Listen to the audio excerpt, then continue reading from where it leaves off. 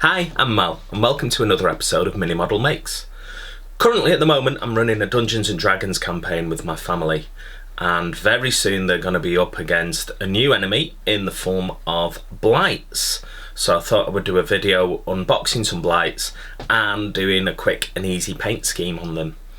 It's been a absolutely roasting few days here in the UK with having some wonderful days of summer, which means it's quite hard to paint at the moment. Paint is drying up, so you'll have to bear with me in this video. I'm ably assisted today by my friend Malcolm the cat. I'm gonna try, and he's just there sat next to me on his little stool, purring away and keeping me company today.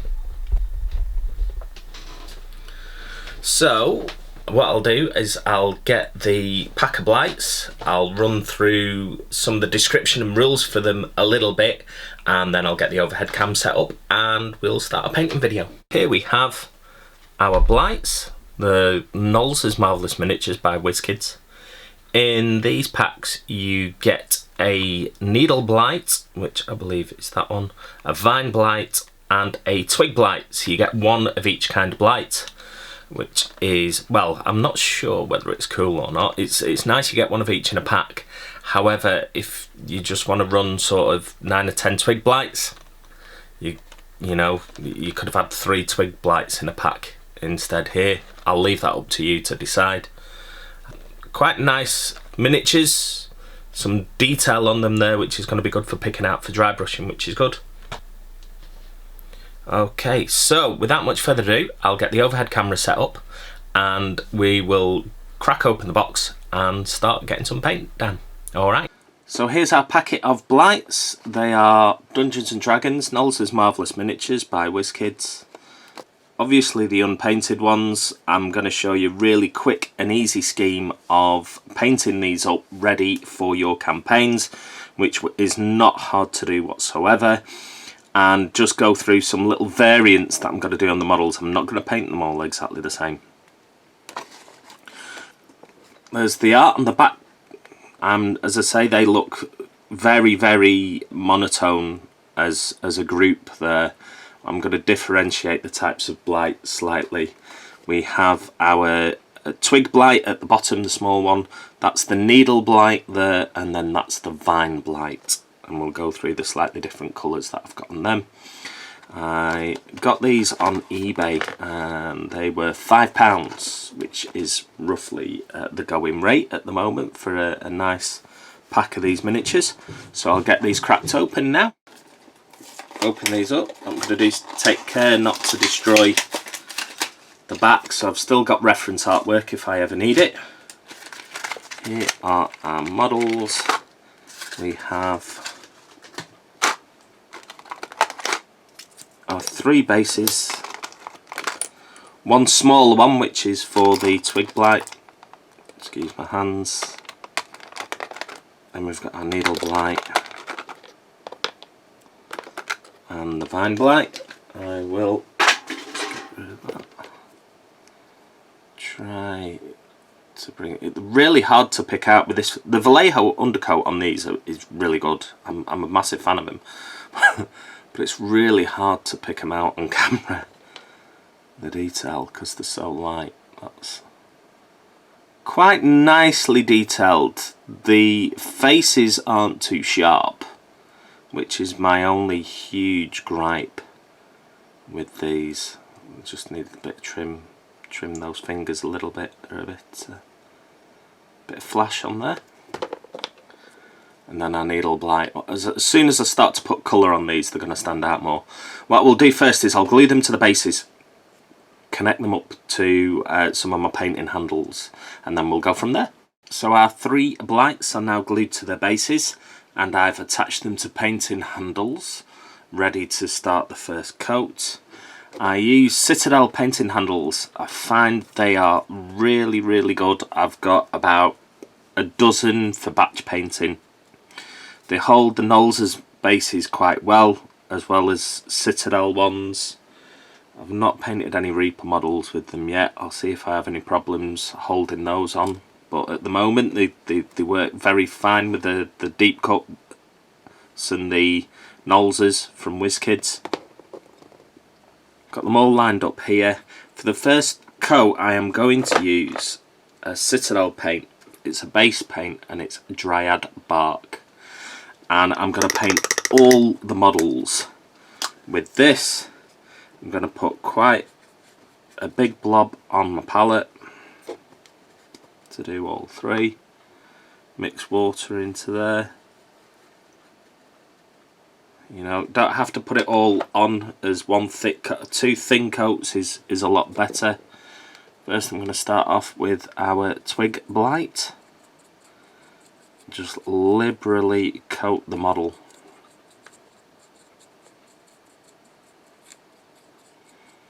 He's a tiny little fella, this one. Not worrying about the bases too much with these, because they're going to be different colours just to stand out from the rest of the model. It's twig blight mainly done. Then onto our needle blight. Same again over this. It is a really good Vallejo undercoat that you get on these models. It's one of the undercoats I tend to use already, which is good. I'm a big fan of the acrylic undercoats. Get all on the back of him. Just using sort of a regiment sized brush, large brush, just to get, if it's too big you won't get into all the tiny nooks and crannies, but it's big enough that it doesn't take long to give the model a thorough coating of this paint.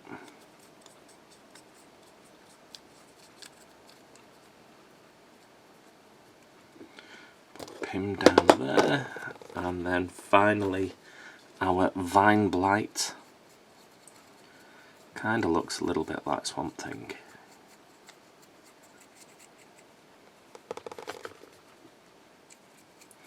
Really do like these Knolls as miniatures for D&D. They are the licensed miniatures, so look exactly like the artwork in the Monster Manual, which is what I like most about them.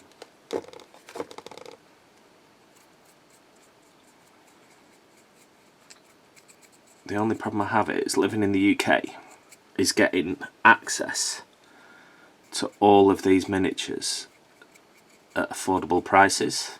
I also collect a lot of Games Workshop models, and frequently on sites I see Americans complaining about the availability of GW stuff. Trust me, nearly every other miniature hobby or company, you can pick them up really easily in America and struggle over in the UK. So Americans, you've got it good. If anyone's listening in America, that is. I hope I've got to those shores. It'd be quite nice. Send me a message if you're from America and watching this video. It'd be really cool to hear from you. Or anyone else, in fact, who's dotted all over the world. It'd be nice to see who my furthest watcher has been. That'd be pretty cool for me. So I've given them a rough undercoat. What I will do is wait for them to quickly dry, go on to a second undercoat, and then I'll move on to the next stage with you all, okay? Our next step is to use Citadel Gawthor Brown, and we are going to dry brush this over all the blights once again. So for dry brushing, get your piece of kitchen roll or tissue paper.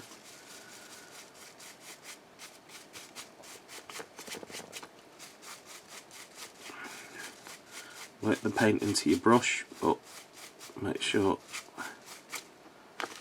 there isn't much left.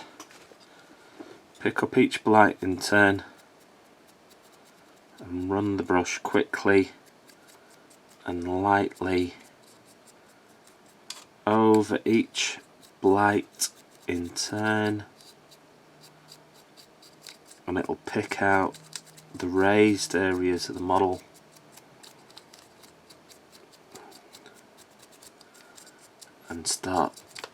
developing the texture we're looking for.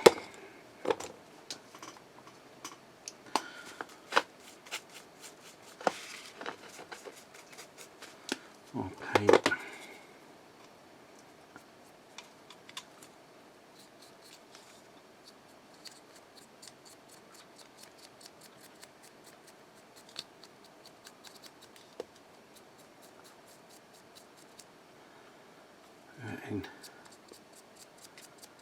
A nice two-tone consistency now to this twig blight. Keep him in shot. That's him. Exactly the same process again now with our little twig blight.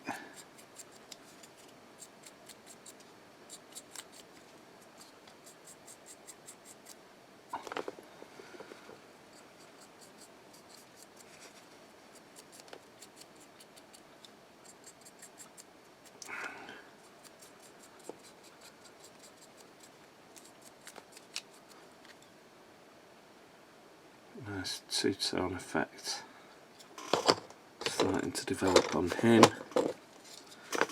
and then same again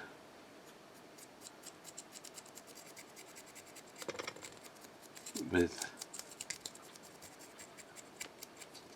the vine blight.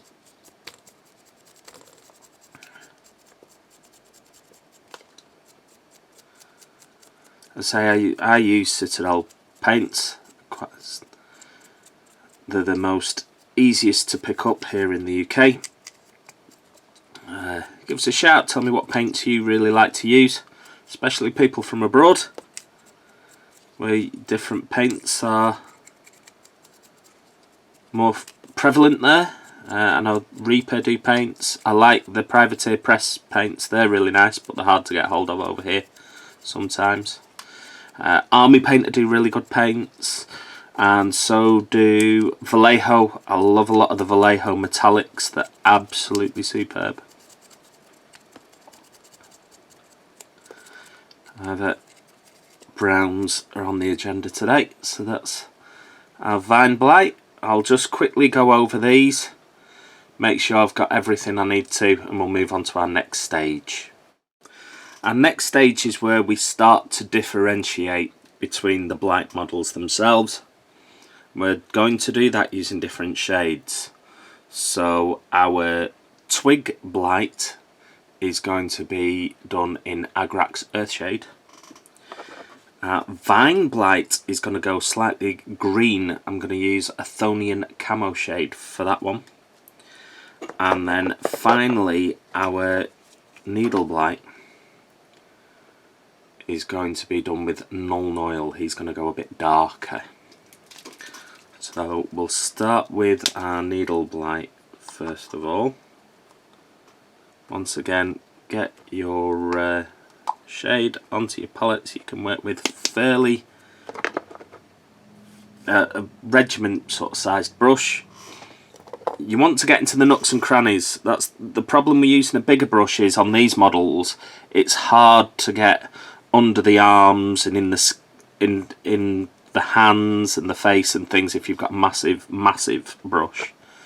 So it's finding a fine balance between the two. And I'm going to coat the model in that Nuln Oil and start to darken it down and bring a little bit more texture to him. Just spread the wash around, make sure it doesn't pool too much. When you're adding wash to a model, try to do it all in one go. That way you don't get any drying lines or two-tone stages. Don't tend to put the model down, go away for a few hours and then think, oh, I'll finish it later. Get all of it on as quickly as you can.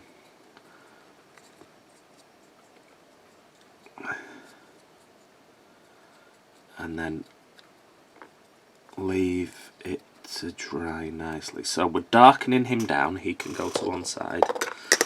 Wash the brush, null oil away, and then my favourite wash, Agrax Hairshade. Really is liquid talent in a pot. A wash of this gives so much definition to nearly every model I've painted. It's brilliant. And a little twig blight gets a nice Agrax shade.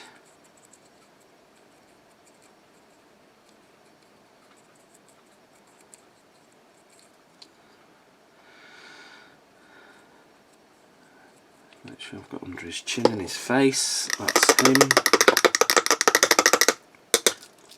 And then a Thonian Camo shade next. This shade is really good for making things look mossy, algae sort of thing. And in the case of the Vine Blight, sorry, we're just going to sort of give him, or start to give him, more greenish edge. This just separates the blights, gives them a bit of difference besides the shape, because I don't want them all to be the same colour. I like to use nature as a reference when I'm doing things like animals and trees and other such things. If you go have a walk in a woodland with different trees in there, not just, you know, a forest made up of all the same tree, you'll notice all the different colours and hues that trees have. Some are quite light, some are almost a grey barking colour rather than brown. And you know, some young trees or different kinds of trees have a greenish tinge. So there we have our wash stage done. I'm just going to quickly check those over, tidy them up a little bit, and then it'll be the next stage. Next step is to use Citadel's Bane Blade Brown. Same as before, with dry brushing. Make sure most of it's off the model. We'll get our twig blight. Let's move that out of the way. And zoom in on this little fella a little bit. And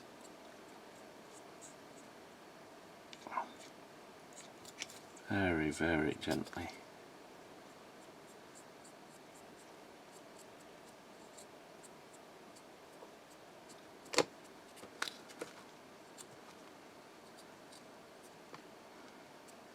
Running that over the model to bring up a highlight on him.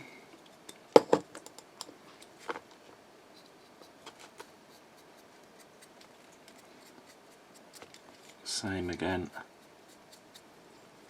with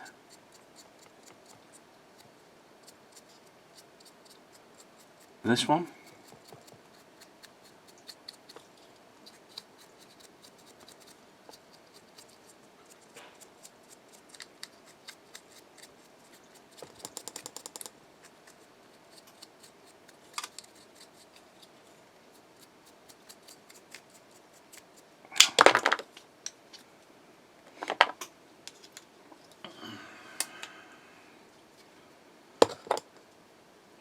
And then with our Vine Blight we're going to do something a bit different. We're going to go for some Death World Forest.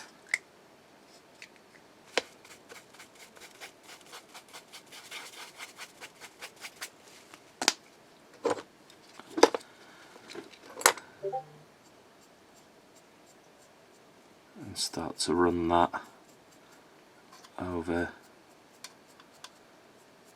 the areas of the model that look like vines. Start to add a bit more green to him. Make him stand out for the others as his vines, and not so much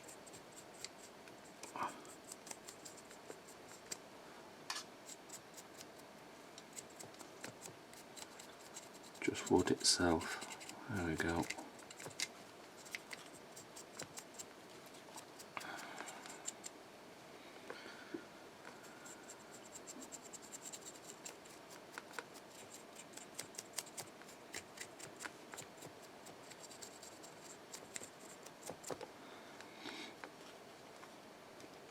Now what I'm going to do is hit these models with another wash of the same wash I used before. So, very quickly zoom out a little bit. Is that right? Palette. So the Agrax on our twig blight. This is just helping blend the colour back into the model, really.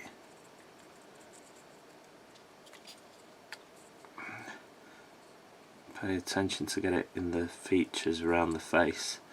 Not the most highly detailed, these models. It's just making sure that wash is going back into what little nooks and crannies we've got. Sorry for a bit of zooming in and out on this one. Same with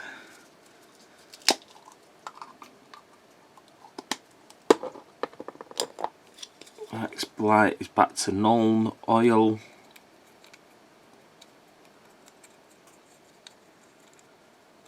As we're trying to make him darker.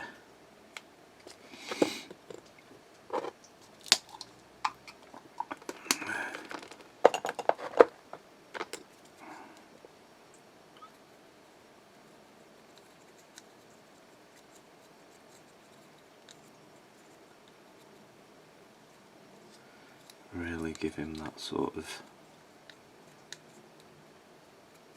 scarier aspect than the little twig blight.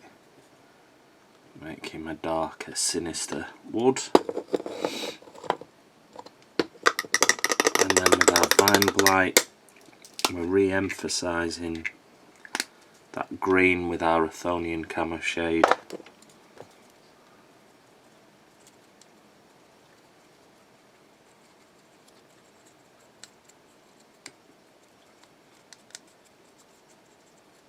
Should do is help pick out the greener areas we've done.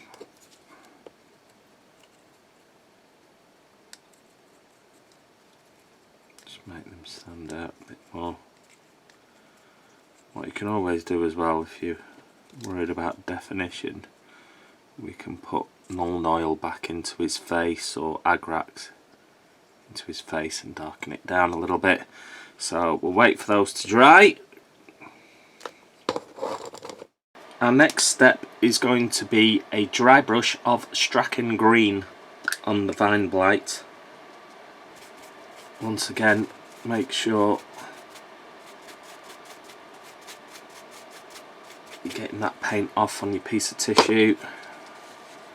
Your model here.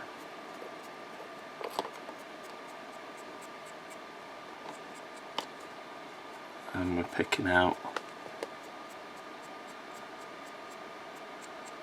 the raised areas.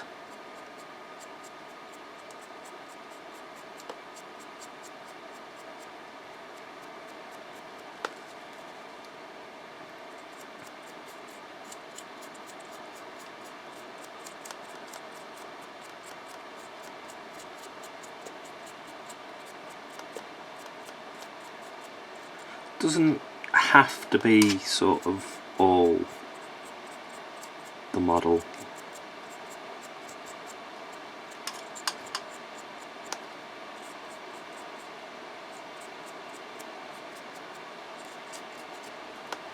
just to give it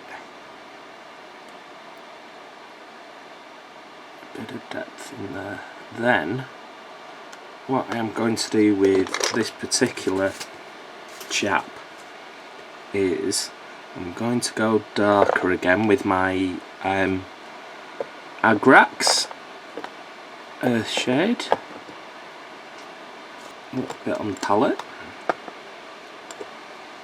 and I'm just going to pick out the areas around the face just to draw a bit of attention to him.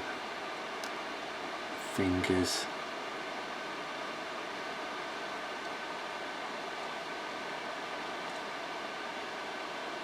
Oh. His hair, that should dry nicely on him. I'll put him to one side for a little bit. And then dry brush time again. And what I am going to use now is some Rakarth flesh. You do not want a lot of this on your brush.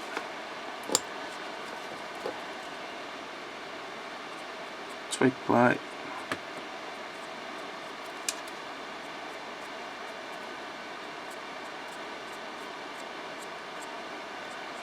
Try to pick out the rough bits on the top of the model.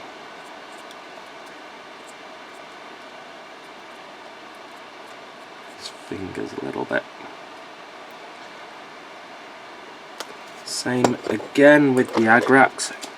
I'm just going to pick out the area of the face. Good thing about these is you don't have to paint in eyes or teeth or anything like that, because the wood not going to really have those. So we get away with it on these models, which is quite good. This is why I think they're really good for starting campaigns. If you can get quite a few of these little twig blights to harass people in a wood maybe, they're quite cool. Then back to our Rakarth flesh and our final blight. Just really making sure that there's not much left on the brush, and too much.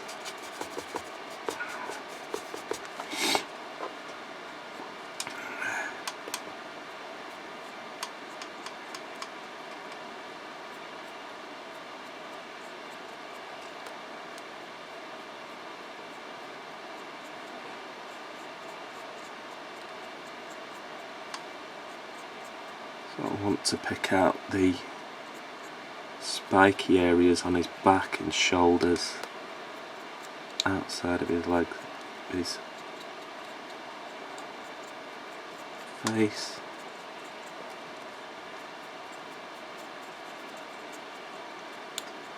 Spiky bits on his head. And then what I'm going to do again with this guy to bring him down is we use our Nuln Oil, as that's what we've been using for him. So on the palette there. So again, back to being all over the model.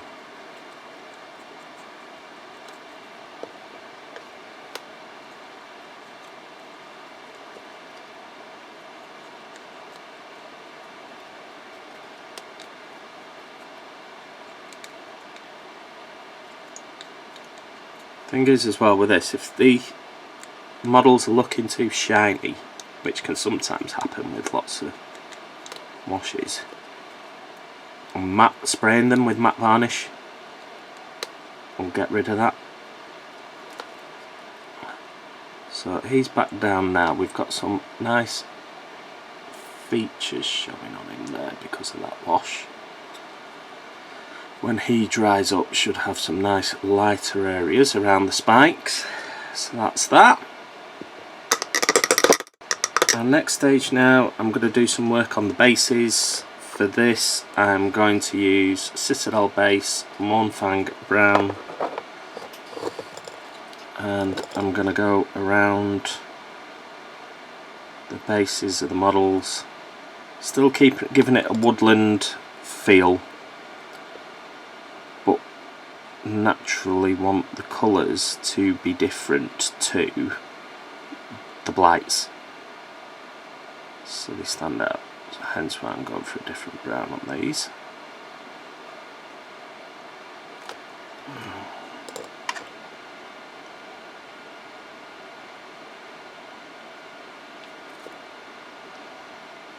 So all three of them are going to get that treatment.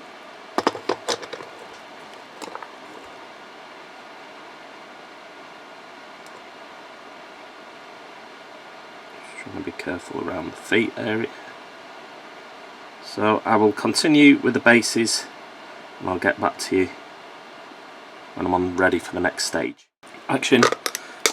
With our bases dry, what I've done is there's a few rocks on the bases. I've just picked them out with a little bit of Mechanicum standard grey paint. What I am now going to do is put some wash on those bases. So get some on my palette to work with there. So ubiquitous Agrax Earthshade again, all around the base of the model.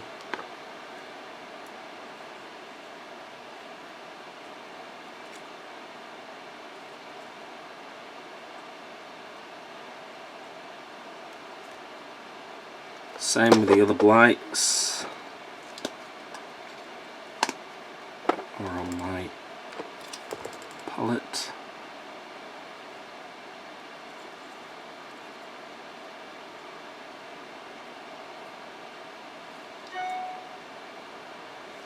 Excuse my phone, that'll be an email.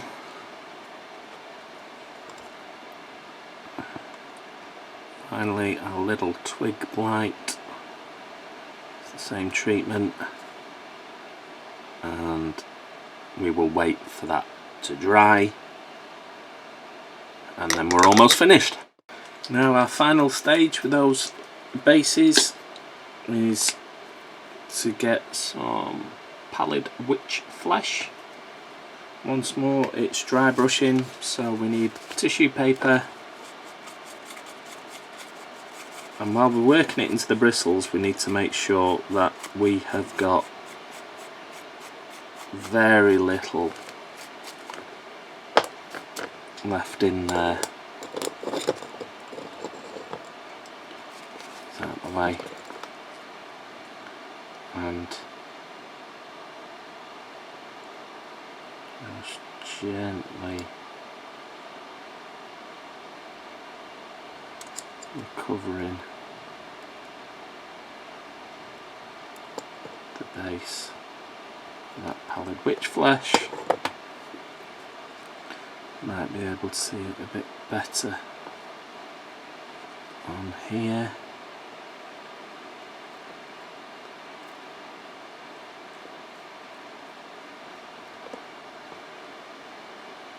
So make it out there.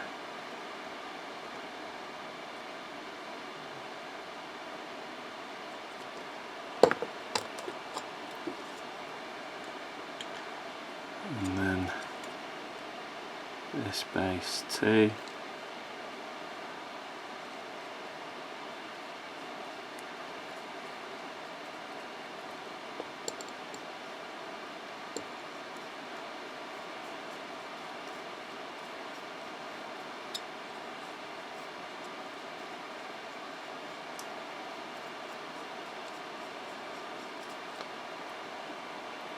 That's it done. What I will do now is I will pop these up on, well, I'll tidy up the bases, probably use some black paint just to go around the base areas, just to tidy them up as well, and then I'll pop them up onto a turntable so you can have a proper look at them.